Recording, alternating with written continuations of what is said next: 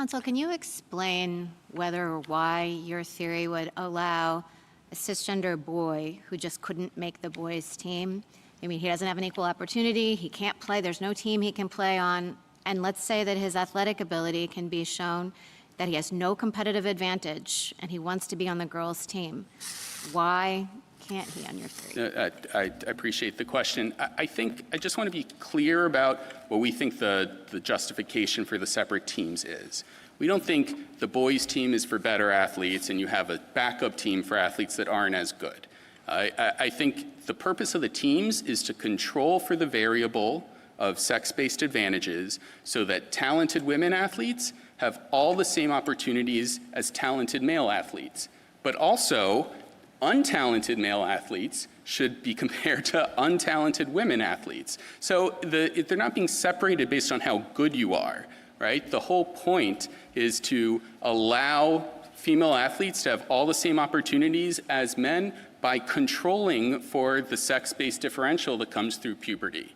And so that's why I don't think that the claim is the same there. I think that's what's happened here is by virtue of her medical care, BPJ has already effectively controlled for those sex-based advantages. And so she is completely in the position that she would have been if her birth-assigned sex had been female. As opposed to a cisgender boy who's just not very good at sports, and if his birth-assigned sex were female, maybe he'd be even worse, I don't know.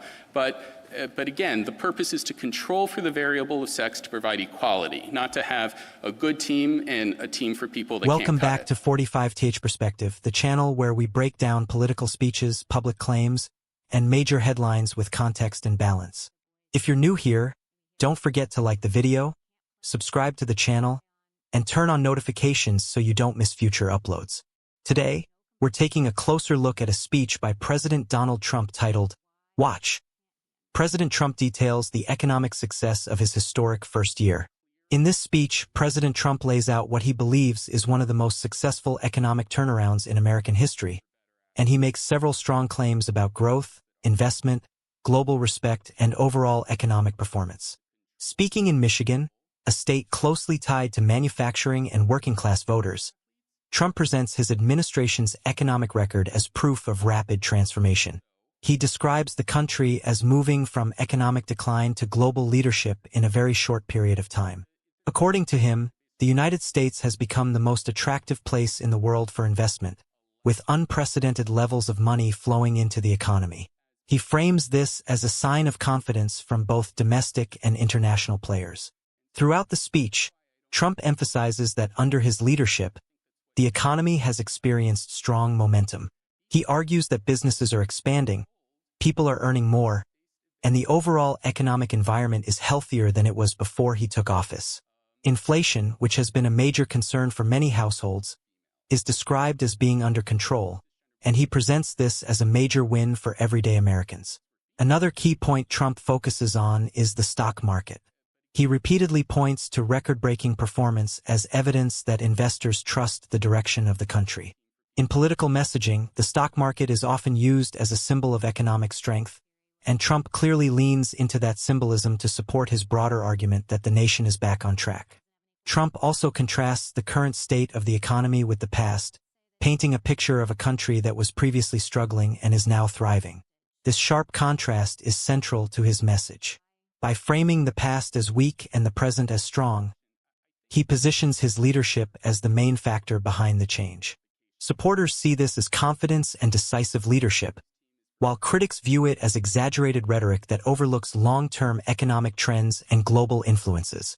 One interesting part of the speech is Trump's repeated insistence that everything he's saying is based on numbers.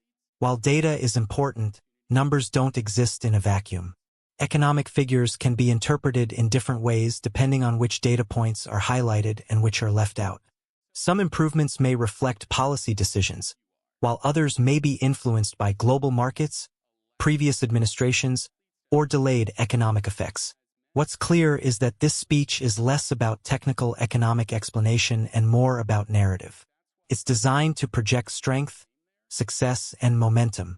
Whether viewers accept that narrative often depends on their own experiences and political perspective.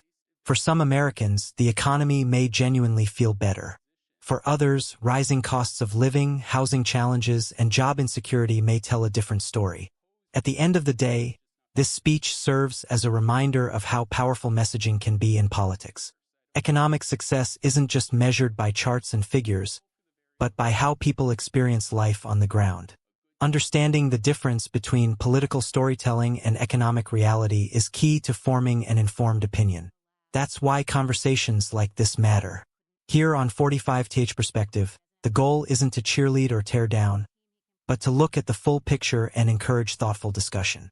If you found this breakdown useful, make sure to like the video, subscribe to the channel, and drop your thoughts in the comments. Do you think these economic claims reflect reality, or do you believe they're overstated? Thanks for watching, and I'll see you in the next video.